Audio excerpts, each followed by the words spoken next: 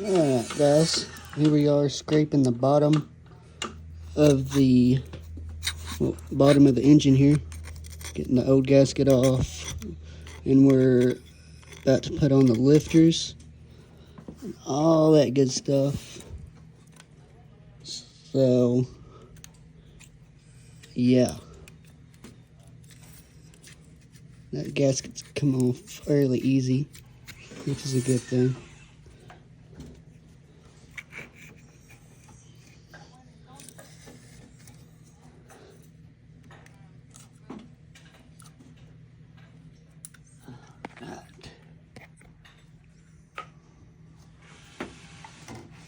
The gasket's pretty much almost all off there. There's a little bit left on there.